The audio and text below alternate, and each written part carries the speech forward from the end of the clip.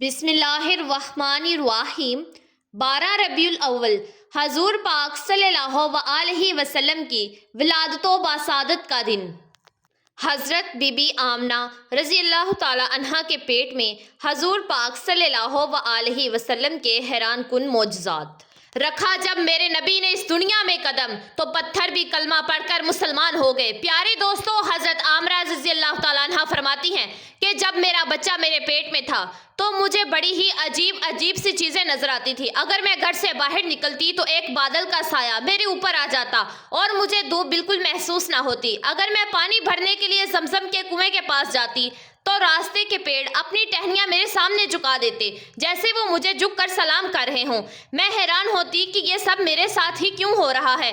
جب میں زمزم کے کنویں کے پاس پہنچتی تو نیچے کا پانی اپنے آپ اوپر آ جاتا اور بالکل بنڈل تک بھر آتا اور پھر میں اپنے ہاتھوں سے بالٹی پکڑ کر پانی نکال لیتی۔ مکہ کی عورتیں مجھے کنویں کے پاس روک لیتی اور جانے نہ دیتی۔ وہ کہتی کہ آمنہ تم تھوڑی دیر اور یہیں کھڑی رہو ورنہ تمہارے جانے سے پانی پھر نیچے چلا جائے گا اور ہمیں پانی بھرنے میں بہت مشکل ہوگی۔ اسی طرح حضرت آمنہ رضی اللہ تعالیٰ عنہ فرماتی ہیں کہ جب میں سنا کرتی تھی کہ بچہ پیٹ میں ہوتا ہے تو ماں کو بہت تکلیفیں جھیلنی پڑتی ہیں، کبھی ہاتھ پاؤں میں درد، کبھی سر درد، کبھی الٹی، کبھی بخار اور کبھی چڑچڑاپن۔ یہ ساری باتیں سن کر میں سوچ میں پڑ جاتی کہ عجیب ہے، مجھے تو پورے 9 مہینوں میں کوئی تکلیف نہیں ہوئی، یہاں تک کہ جب تک میرا بچہ میرے پیٹ میں رہا مجھے سر درد تک نہیں ہوا۔ حضرت آمنہ کو عجیب خواب بھی آتے تھے۔ وہ فرماتی ہیں کہ جب میں رات کو سوتی تو مجھے خواب آتا کہ میرے جسم کے اندر سے ایک نور نکلا ہے اور اس نے پوری دنیا کو روشن کر دیا ہے۔ یہ سب دیکھ کر مجھے یقین ہو چکا تھا کہ میرے پیٹ میں جو بچہ ہے وہ یقیناً کوئی عام انسان نہیں۔ پیغمبر حضرت مصطفیٰ صلی اللہ وآلہ وسلم جب اپنی ماں حضرت آمنہ رضی اللہ تعالیٰ عنہ کے پیٹ میں تھے تو ایک روز آپ کی دادی نے آپ کے دادا کو اشارے سے بلایا اور کہا کہ آپ کو معلوم ہے یہ بہو آمنہ بہت مہنگا عطر لگاتی ہے، میں تو پریشان ہو چکی ہوں، آپ ذرا آمنہ سے اس بارے میں پوچھئے۔ یہ سن کر آپ کے دادا نے کہا کہ اس بارے میں تو ہی پوچھ لیتی، تم نے کیوں نہیں پوچھا؟ تو آپ کی دادی نے کہا کہ میں نے کئی مرتبہ کوشش کی لیکن جب بھی میں آمنہ کے سامنے جاتی ہوں تو اس کا نورانی چہرہ دیکھ کر خاموش ہو جاتی ہوں۔ آمنہ کے چہرے پر اتنی چمک آ گئی ہے کہ میں کچھ پوچھ ہی نہیں پاتی، آپ ہی جا کر پوچھ لیجئے۔ یہ سن کر آپ کے دادا نے کہا کہ تو عورت ذات ہے، گھر میں رہتی ہے، لیکن میں مرد ہوں، گھر سے باہر نکلتا ہوں، مکہ میں قریش کا سردار ہوں، جو بھی مجھ سے ملتا ہے یہی پوچھتا ہے کہ عبد المطلب تمہارے گھر سے اتنی عطر کی خوشبو کہاں سے آتی ہے؟ اور ہاں، ایک عجیب بات یہ ہے کہ عطر کی خوشبو وہیں سے آتی ہے جہاں جہاں آمنہ جاتی ہے۔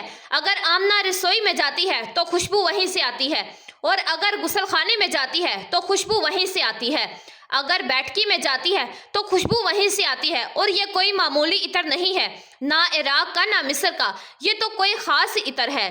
اس کے بعد آپ کے دادا حضرت عبد المطلب نے ہمت کی اور آمنہ کو بلا کر کہا، بیٹی آمنہ تجھے پتا ہے میں قریش کا سردار ہوں، خانہ کعبہ کا متولی ہوں، بڑی ہی عزت والا، جہاں بھی جاتا ہوں لوگ پوچھتے ہیں کہ عبد المطلب تیرے گھر سے عطر کی خوشبو کہاں سے آتی ہے؟ بیٹی میں تو عطر نہیں لگاتا، تیری ماں بھی عطر نہیں لگاتی، تو یہ عطر کی خوشبو کہاں سے آتی ہے؟ یہ سن کر حضرت آمنہ کی آنکھوں میں آنسو آ گئے اور وہ بولی کہ ابا جان میں آپ کو کیا بتاؤں، میں نے ساری زندگی کبھی کوئی عطر نہیں لگایا، مجھے اچھے اور برے عطر کی پہچان بھی نہیں، میں نے آج تک کسی عطر والے سے عطر نہیں خریدا، مگر ابا جان میں آپ کو ایک راز کی بات بتاتی ہوں۔ پھر حضرت آمنہ نے اپنے پیٹ پر ہاتھ رکھا اور کہا کہ ابا جان یہ سب اس آنے والے مہمان کی برکت ہے، آپ نے تو صرف خوشبو محسوس کی ہے، اگر میں آپ کو اور بھی باتیں بتا دوں تو آپ مجھے دیوانی کہیں گے کہ سورج کئی بار مجھے سلام کرتا ہے، یہ چاند کئی بار مجھے سلام کرتا ہے، اور یہی نہیں جب میں سوتی ہوں تو ایسی عورتیں میرے سامنے کھڑی ہوتی ہیں جنہیں نہ میں نے کبھی دیکھا اور نہ آپ نے وہ عورتیں میرے اوپر ہوا کرتی ہیں۔ حضور پاک صلی اللہ علیہ وسلم کے دادا حضرت عبد المطلب دن رات کعبے کے پاس جا کر کعبے کا غلاف پکڑ کر رو کر دعا کرتے کہ اے اللہ پاک میرا بیٹا عبداللہ اس دنیا میں نہیں رہا مگر اس کے گھر میں ایک بچے کی پیدائش ہونے والی ہے، یا اللہ پاک اس بچے کی حفاظت فرما اور میرے عبداللہ کی نسل باقی رکھنا۔ حضور پاک صلی اللہ علیہ وسلم کے سارے چاچا اسی انتظار میں رہتے تھے کہ ان کے بھائی عبداللہ کے گھر میں بچہ کب کب پیدا ہوگا۔ یہودیوں کی کتاب تورات میں لکھا ہوا تھا کہ جب آخری نبی آنے والے ہوں گے تو ان کی پیدائش سے 10 دن پہلے آسمان پر ایک لال ستارہ چمکے گا۔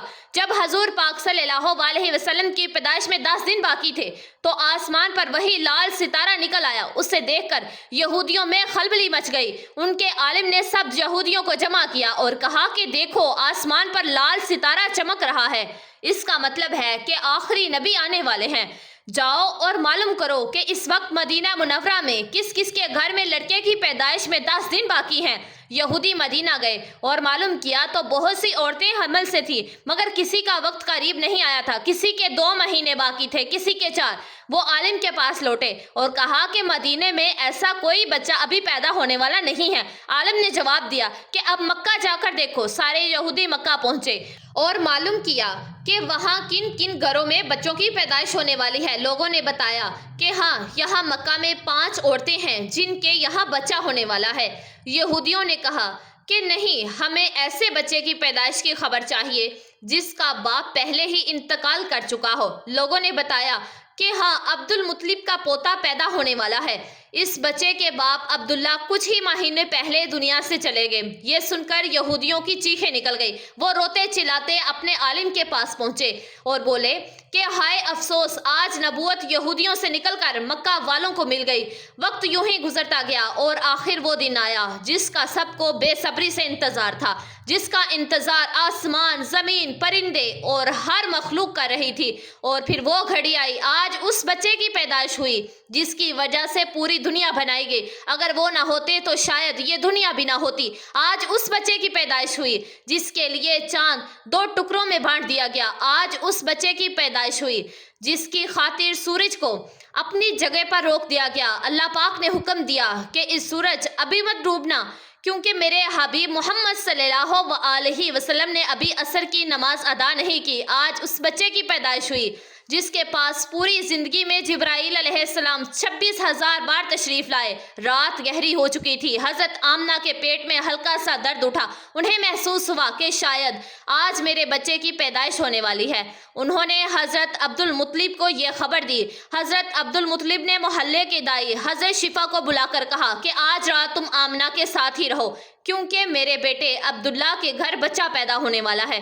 رات دھیرے دھیرے گزرتی گئی۔ چاند خاموش ہو کر بادلوں میں چھپ گیا۔ حضرت آمنہ فرماتی ہیں کہ جس رات میرے گھر بچے کی پیدائش ہوئی اس وقت غریبی کا یہ عالم تھا کہ چراغ میں تیل جلانے کے بھی پیسے نہیں تھے۔ یہی وہ غریبی کی رات تھی جس میں ہمارے آقا صلی اللہ علیہ وسلم اس دنیا میں تشریف لائے۔ اس رات حضرت عبد المطلب اور ان کے سارے بیٹے گھر کے باہر بیٹھے رہے۔ وہ سوچتے رہے کہ اگر عبداللہ کی بیوی کے ساتھ کوئی بھی حادثہ ہوا تو ہم فوراً علاج کا انتظام کریں گے۔ پوری رات کوئی نہیں سویا۔ رات ڈھلتی جا رہی تھی۔ چاند خاموش ہو کر ڈوب چکا تھا۔ ہر طرف اندھیرا ہی اندھیرا تھا۔ گھر کے اندر بھی اندھیرا اور گھر کے باہر بھی اندھیرا۔ سحری کا وقت ہو چکا تھا کہ اچانک حضرت آمنہ کے پیٹ میں تیز درد اٹھا اور وہ سمجھ گئی کہ اب پیدائش کا وقت قریب آ گیا ہے۔ انہوں نے دائی شفا کو آواز دی کہ مجھے درد ہو رہا ہے۔ 1 گھنٹہ پیدائش کا وقت گزرا اور پھر صبح ہونے سے کچھ دیر پہلے ہمارے پیارے نبی صلی اللہ علیہ وسلم اس دنیا میں تشریف لے آئے۔ حضور پاک صلی اللہ علیہ وسلم کی پیدائش پر 3 بڑی نشانیاں پیش آئی جنہیں دیکھ کر دائی فیفا بھی حیران رہ گئی۔ پہلی چیز، جب بچہ پیدا ہوتا ہے تو اس کی ناف ماں کی آنٹ سے جڑی ہوتی ہے، مگر ہمارے حضور صلی اللہ علیہ وسلم کی ناف ماں کی آنٹ سے بالکل الگ تھی۔ دوسری چیز، جب بچہ پیدا ہوتا ہے تو اس کے ساتھ بہت زیادہ گندگی نکلتی ہے، لیکن ہمارے آقا صلی اللہ علیہ وسلم جب پیدا ہوئے تو ان کے ساتھ نجاست کا ایک قطرہ بھی نہیں نکلا۔ تیسری چیز، جب لڑکا پیدا ہوتا ہے تو اس کا ختنہ نہیں ہوا ہوتا، لیکن ہمارے پیارے آقا صلی اللہ علیہ وسلم کا ختنہ ماں کے پیٹ کے اندر ہی ہو چکا تھا۔ دنیا میں آپ کا ختنہ نہیں کیا گیا۔ یہ 3 باتیں دیکھ کر دائی شفا گھبرا گئی اور حضرت آمنہ رضی اللہ تعالی عنہا سے بولی کہ آمنہ، میں نے اپنی ساری زندگی میں ایسا بچہ نہیں دیکھا۔ پھر حضرت شفا نے حضور پاک صلی اللہ علیہ وسلم کو اپنی گود میں لے کر ایک طرف زمین پر لٹا دیا۔ جیسے ہی انہوں نے لٹایا، حضور پاک صلی اللہ علیہ وسلم نے اچانک سے کروٹ بدلی اور گھٹنوں کے بل جھک کر سیدھے سجدے میں چلے گئے۔ یہ دیکھ کر حضرت آمنہ رضی اللہ تعالیٰ عنہا کی حیرانی کی انتہا نہ رہی۔ حضور نبی پاک صلی اللہ علیہ وسلم پورے 15 منٹ تک سجدے میں رہے۔ پھر آپ نے سر اٹھا کر آسمان کی طرف انگلی سے اشارہ کیا اور ساری دنیا کو بتا دیا کہ اے لوگو، اس دنیا کو پیدا کرنے والی ذات صرف اللہ پاک کی ہے۔ حضرت آمنہ رضی اللہ تعالیٰ عنہ فرماتی ہیں کہ جب میں نے اپنے بچے کو گود میں لیا تو اچانک دیکھا کہ آسمان کے تارے زمین کے قریب ہوتے جا رہے ہیں۔ پھر اچانک سے ایک بادل کا سایہ میرے کمرے کے اندر آیا اور میری گود سے میرا بچہ اس بادل کے سائے میں غائب ہو گیا۔ اس بادل کے اندر سے ایک آواز آئی کہ اے جبرائیل علیہ السلام، اس بچے کو پوری دنیا کا چکر لگواؤ، اسے سارے نبیوں کی خوبیاں عطا کر، اسے یوسف کی خوبصورتی دو، ایوب کا صبر دو، ابراہیم کی دوستی دو اور داؤد کی میٹھی زبان دو۔ حضرت آمنہ فرماتی ہیں کہ تھوڑی دیر بعد وہ بادل کا سایہ ہٹ گیا اور میں نے دیکھا کہ میرا بچہ پھر میری گود میں ہی لیٹا ہوا ہے۔ صبح ہونے ہی والی تھی کہ دائی شفا باہر نکل کر حضور صلی اللہ علیہ وسلم کے دادا حضرت عبد المطلب کو خوشخبری دینے پہنچی۔ اس نے کہا کہ اے عبد المطلب، تجھے پوتا مبارک ہو۔ یہ سن کر رات بھر جاگے ہوئے عبد المطلب کے ہوش اڑ گئے۔ وہ اس قدر حیران تھے کہ آمنہ کے گھر اتنا خوبصورت بچہ پیدا ہوا ہے۔ سارے چاچا بھی اپنے بھتیجے کو دیکھ کر بے حد خوش ہوئے، یہاں تک کہ جب ابو لہب کی باندی صوبیہ نے جا کر ابو لہب کو یہ خوشخبری سنائی کہ اے ابو لہب، تجھے بھتیجا مبارک ہو، تو یہ سن کر ابو لہب بھی اتنا خوش ہوا کہ اس نے اپنی باندی صوبیہ سے کہا کہ آج میں نے تجھے اپنے بھتیجے کی خوشی میں آزاد کر دیا۔ حضرت عبد المطلب بہت بوڑھے ہو چکے تھے، مگر خوشی اتنی زیادہ تھی کہ وہ اپنے پوتے کو گود میں لیے کعبہ کی طرف دوڑتے چلے گئے۔ سارے مکہ والے بھی خوشی سے نعرے لگانے لگے، لیکن عبد المطلب یہ کہاں جانتے تھے کہ ان کا پوتا وہ انسان ہے کہ جس کی خاطر اللہ پاک نے یہ پوری دنیا بنائی۔ ان کا پوتا اتنا بڑا انسان ہے کہ اللہ پاک نے معراج کی رات اسے زمین سے اٹھا کر آسمان تک اپنے پاس اپنے سامنے بٹھایا اور ان سے باتیں کی۔ یہ وہی پوتا ہے جسے اگر مایوس دیکھا جائے اور اس کی آنکھوں میں آنسو آ جائے تو آسمانوں پر تہلم مچ جاتا ہے۔ حضرت عبد المطلب نے کعبہ کا غلاف پکڑ کر اپنے پوتے کے لیے دعائیں مانگی اور پھر اس کا نام رکھا محمد۔ محمد کا مطلب ہے وہ انسان جس کی بہت زیادہ تعریف کی جائے۔ یہ نام سن کر مکہ والے کہنے لگے کہ عبد المطلب، یہ کیسا عجیب سا نام تم نے اپنے پوتے کا رکھ دیا ہے، ہم نے تو آج تک ایسا نام نہیں سنا۔ مگر عبد المطلب کہاں جانتے تھے کہ یہی بچہ ایک دن اتنی شان پائے گا کہ لوگ اس کے پیچھے چلیں گے۔ ایک بار حضور پاک صلی اللہ علیہ وسلم مدینے میں اپنے صحابہ کے ساتھ بیٹھے ہوئے تھے، تبھی آپ کے چاچا حضرت عباس رضی اللہ تعالیٰ عنہ نے فرمایا کہ اللہ کے رسول، مجھے بچپن سے ہی معلوم تھا کہ آپ بڑے ہو کر کوئی بہت بڑے انسان بنیں گے۔ حضور پاک صلی اللہ علیہ وسلم نے پوچھا کہ اے چاچا جان، آپ کو کیسے معلوم چلا؟ تو حضرت عباس رضی اللہ تعالیٰ عنہ نے جواب دیا کہ اللہ کے رسول، جب آپ صرف 2 مہینے کے تھے تو ایک رات میں نے آپ کو دیکھا کہ آپ چارپائی پر اکیلے لیٹے رو رہے تھے۔ میں نے آپ کو چپ کروانے کی بہت کوشش کی، مگر آپ نے میری طرف نہیں دیکھا، بلکہ اچانک آسمان کی طرف دیکھ کر مسکرانے لگے۔ میں حیران رہ گیا۔ پھر میں نے جب بھی آسمان کی طرف دیکھا تو میری آنکھیں پھٹی کی پھٹی رہ گئی۔ میں نے دیکھا کہ چاند آپ کی انگلی کے اشارے پر ناچ رہا ہے۔ آپ جدھر جدھر انگلی لے جاتے ادھر ادھر چاند چلا جاتا۔ یہ منظر دیکھ کر میں سمجھ گیا کہ آپ کوئی عام انسان نہیں ہیں۔ حضور پاک صلی اللہ علیہ وسلم نے فرمایا، ہاں میرے چاچا جان، آپ صحیح کہہ رہے ہیں۔ بچپن میں چاند مجھے کہانیاں سناتا تھا، میرے ساتھ کھیلتا تھا اور مجھے رونے نہیں دیتا تھا۔ سبحان اللہ، ایسے تھے ہمارے نبی کہ جن کے گھر میں اتنی غریبی تھی کہ ان کی ماں اپنے اس یتیم بچے کے لیے ایک کھلونہ تک بھی نہیں خرید سکتی تھی، مگر اللہ پاک نے چاند کو حکم دے دیا کہ اے چاند، تو میرے محبوب کے لیے کھلونہ بن جا اور اس سے کھیلا، اسے رونے مت دینا۔ حضور پاک صلی اللہ علیہ وسلم کی جس دن پیدائش ہوئی اس دن دنیا میں جتنے بھی بت تھے سب زمین پر منہ کے بل گر پڑے۔ ایران کے بادشاہ کے دربار میں ایک آگ تھی جو ہزاروں سال سے لگاتار جل رہی تھی، لوگ اس کی پوجا کیا کرتے تھے، مگر حضور پاک صلی اللہ علیہ وسلم کی پیدائش کے وقت اچانک سے وہ آگ بجھ گئی اور اس بادشاہ نے اپنے محل میں اپنی شکل کی 14 لائٹیں بنوا رکھی تھی، مگر حضور پاک صلی اللہ علیہ وسلم کی پیدائش پر وہ ساری لائٹیں زمین پر گر پڑی۔ اگلے دن دوپہر کے وقت ایک یہودی آدمی اپنا سامان بیچنے کے لیے مکہ آیا ہوا تھا۔ وہ یہودی آسمان کی طرف دیکھ رہا تھا اور اسے ساری نشانیاں نظر آنے لگی جو آخری نبی کی پیدائش کی خبر دیتی تھی۔ اس نے مکہ والوں سے پوچھا کہ آج کسی کے یہاں بچہ پیدا ہوا ہے؟ لوگوں نے جواب دیا، ہاں فلاں فلاں عورت کے ہاں لڑکا ہوا ہے۔ یہ سن کر اس یہودی نے کہا کہ نہیں، مجھے ایسے بچے کے بارے میں بتاؤ جس کا باپ نہ ہو۔ تو لوگوں نے بتایا کہ عبد المطلب کا پوتا پیدا ہوا ہے، اس کے باپ عبداللہ کچھ مہینے پہلے ہی انتقال کر چکے ہیں۔ یہ سن کر یہودی بولا کہ مجھے اس بچے کو دکھاؤ، میں اسے اپنی آنکھوں سے دیکھنا چاہتا ہوں۔ پھر وہ یہودی حضرت عامرہ رضی اللہ تعالیٰ عنہا کے گھر پہنچا۔ اس نے حضور کو اپنی گود میں لیا، پھر اچانک اس نے بچے کو پلٹ کر دیکھا اور حضور نبی پاک صلی اللہ علیہ وسلم کی پیٹھ کی طرف نگاہ ڈالی، بس اس کی چیخیں نکل گئی، کیونکہ حضور نبی کریم صلی اللہ علیہ وسلم کی پیٹھ پر نبوت کی مہر لگی ہوئی تھی۔ جب اس یہودی نے نبوت کی یہ مہر دیکھی تو وہ رونے لگا اور کہنے لگا کہ ہائے افسوس، آج یہودیوں کے ہاتھ سے نبوت نکل گئی، یہی اللہ کا آخری رسول ہے۔ مکہ کے لوگ جو پہلے سے ہی حضرت عبد المطلب سے من میں جلن رکھتے تھے، یہ دیکھ کر اور بھی حیران رہ گئے کہ جو کاہن آتا ہے وہ انہی کے دروازے پر آتا ہے، جو راہب آتا ہے وہی انہیں خوشخبری سناتا ہے، اور جو بھی آتا ہے ان کے ہی بارے میں پیشن گوئی کر کے چلا جاتا ہے۔ لوگوں کے دلوں میں جناب عبد المطلب اور اس بچے کے لیے حسد کی آگ بھڑکنے لگی۔ مکہ کی سرزمین پر سینکڑوں بچے پیدا ہوئے، مگر کسی کے بارے میں ایسی باتیں کبھی نہ سنی گئی۔ یہ حسد جو پیدائش سے پہلے کے لمحے میں شروع ہوا، آگے چل کر مذہبی دشمنی میں بدلنے والا تھا۔ یہودی عالم پھر پکار اٹھا کہ میں نے اس بچے کو پہچان لیا ہے، میں اسی کی تلاش میں مکہ آیا تھا۔ جناب عبد المطلب جو دین ابراہیمی پر قائم تھے اور کئی رازوں سے واقف تھے، یہ سن کر فوراً بچے کو واپس گھر لے گئے اور اسے چھپا دیا۔ 4 دن تک پیغمبر اسلام کو پوشیدہ رکھا گیا، لیکن چوتھے دن عرب کا ایک بے حد پڑھا لکھا اور مکہ میں عزت کا مقام رکھنے والا شخص جس کا نام سواد ابن کارب تھا، مکہ کے لوگ جو پہلے ہی اس خبر سے حسد کی آگ میں جل رہے تھے، جانتے تھے کہ سواد ابن کارب کا مکہ میں ایک بے حد عزت والا مقام ہے۔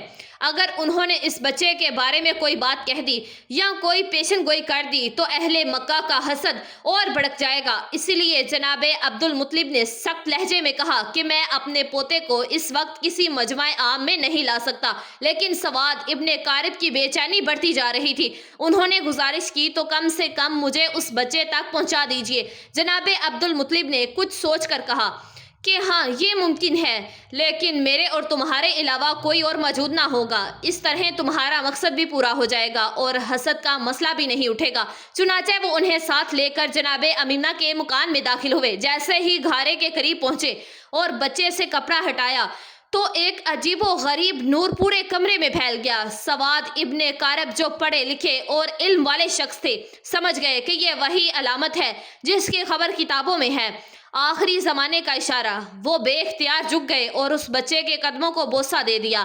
پھر جناب عبد المطلب سے مخاطب ہو کر کہا کہ آپ گواہ رہیے گا، میں اس بچے پر ابھی سے ایمان لا رہا ہوں۔ مجھے معلوم ہے کہ میں اس وقت تک زندہ نہیں رہوں گا جب یہ بچہ اعلان رسالت کرے گا، مگر میں آج ہی گواہی دیتا ہوں کہ یہ اللہ کا آخری رسول ہے۔ اس طرح بنو ہاشم کے گھر والوں کے علاوہ پیغمبر اسلام کی پیدائش کے بعد سب سے پہلے ایمان لانے والے شخص سواد ابن کارب ثابت ہوئے۔ یہ واقعہ حضور پاک صلی اللہ علیہ وسلم کی پیدائش کے چوتھے دن کا ہے۔ پھر 7ویں دن حضرت عبد المطلب نے اپنے پوتے کا عقیقہ کیا اور پورے مکہ کے لوگوں کو دعوت عقیقہ میں بلایا، لیکن اس وقت سے ہی کچھ لوگ حضرت عبد المطلب کے دشمن بن چکے تھے اور دل ہی دل میں سوچ رہے تھے کہ اگر یہ بچہ بڑا ہو گیا اور اس نے اعلان نبوت کر دیا تو ہمارے لیے تو بس تباہی ہی تباہی ہے۔ ان حالات میں رب کریم کی مصلحت یہی تھی کہ پیغمبر اسلام کو کچھ عرصہ مکہ کی سرزمین سے اوجھل رکھا گیا، تاکہ اگر ان کے دشمن تلاش میں یہاں تک پہنچے بھی تو ناکام ہو کر واپس لوٹ جائیں۔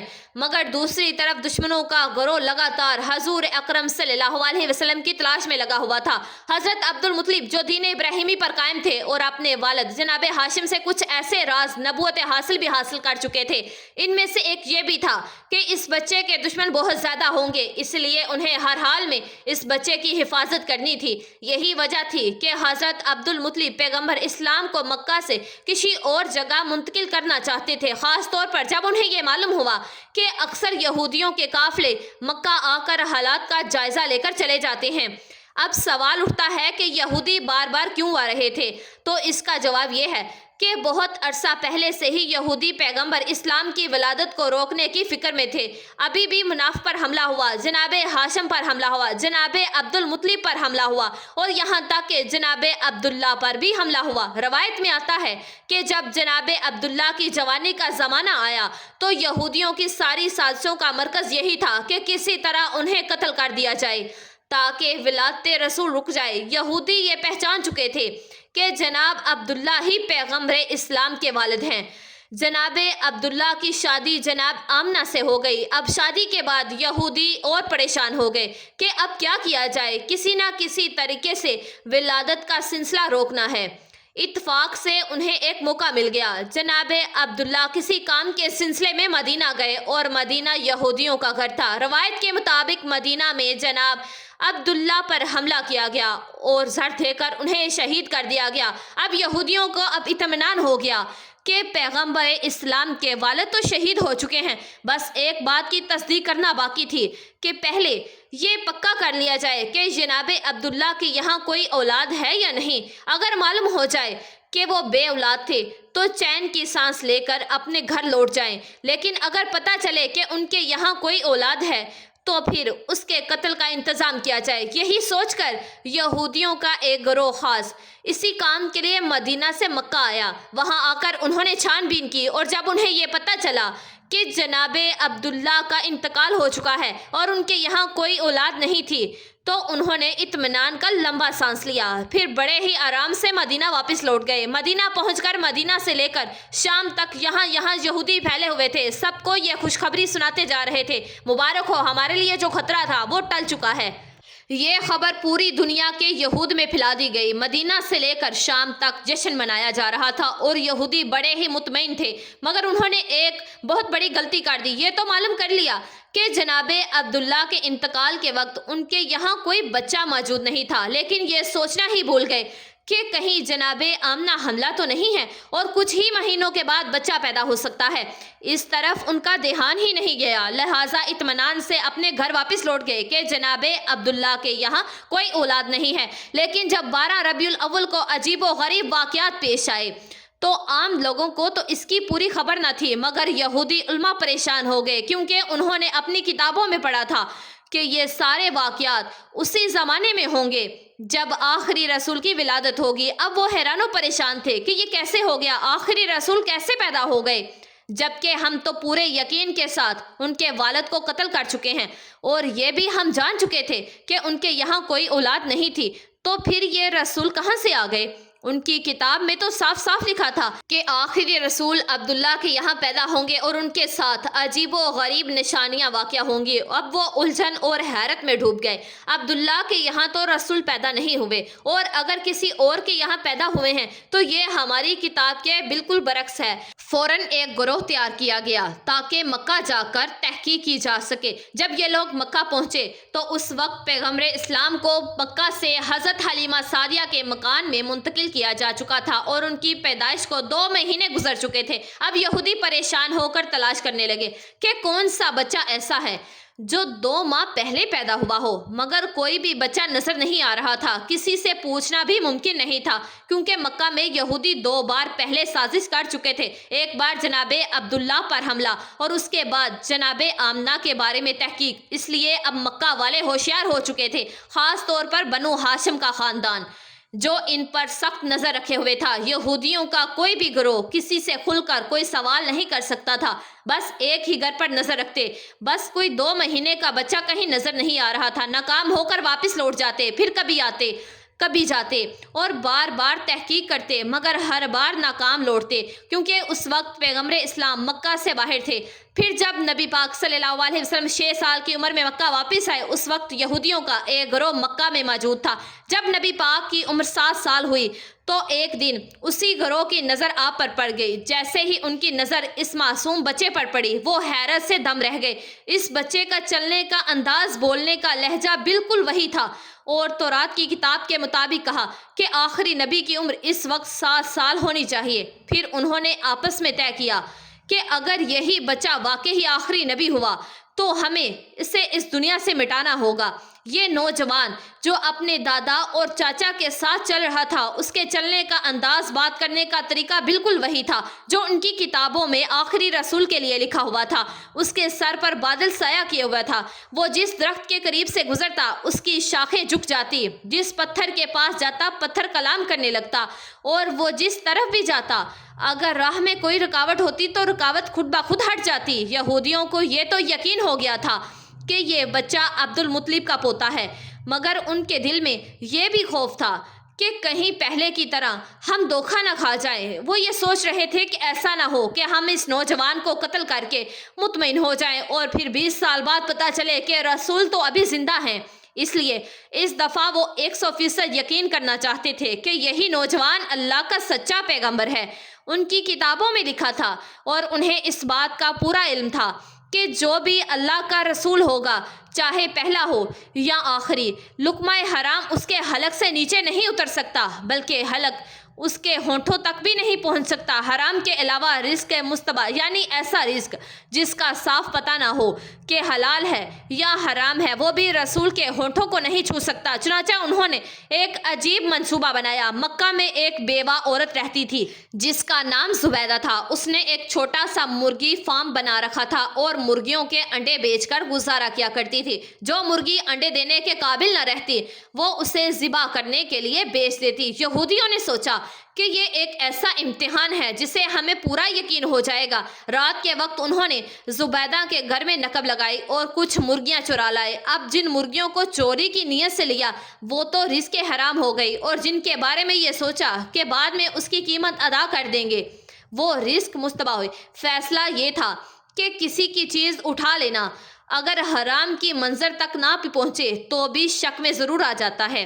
اگلے دن یہودی حضرت عبد المطلب کے پاس گئے اور ان کو دعوت دی کہ ہم آپ کے قبیلہ کی دعوت کرنا چاہتے ہیں۔ یہودیوں کا اصل مقصد پیغمبر اسلام کا امتحان لینا تھا، اس لیے انہوں نے حضرت عبد المطلب سے کہا کہ آپ اکیلے دعوت میں نہیں آئیں گے، بلکہ بنو ہاشم کے سارے مرد آئیں گے، اور خاص طور پر آپ کے سب بیٹے اور پوتے ضرور آئیں۔ حضرت عبد المطلب نے مسکرا کر جواب دیا کہ تم نہ بھی کہتے تو میری شرط یہی ہوتی، کیونکہ میں اپنے پوتے کے بغیر کسی بھی دعوت میں شریک نہیں ہوتا۔ یہودیوں کے تو مانو دل کی مراد پوری ہو گئی۔ چنانچہ کھانے کا انتظام کیا گیا۔ انہوں نے اپنے ذہن میں پہلے ہی طے کر چکے تھے کہ یہ والا گوشت اور مرغی حرام ہے اور یہ حصہ مشتبہ ہے۔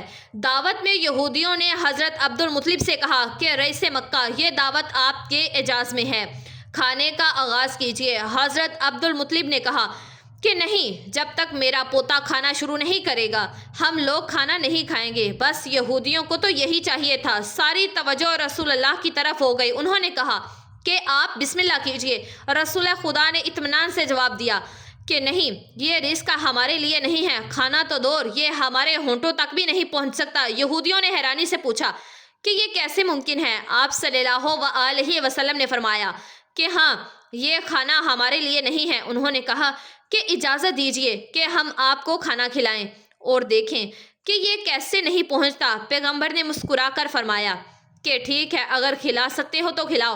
اب یہودیوں نے روٹی اور گوشت کے ساتھ ایک نوالا بنا کر حضور کی طرف بڑھایا، مگر عجیب بات یہ ہوئی کہ جیسے ہی وہ نوالا حضور کے ہونٹوں کے قریب پہنچا، ایسا محسوس ہوا کہ کسی نے زبردستی ان کا ہاتھ کھول دیا ہو اور نوالا دسترخوان پر گر گیا۔ ایک بار، دو بار، یہاں تک کہ 10 بار بھی کوشش کی گئی، مگر نوالا حضور کے ہونٹوں تک لگ ہی نہیں سکا۔ وہ کہیں پہنچتا مگر ہاتھ اپنے آپ کھل جاتا اور نیچے گر جاتا۔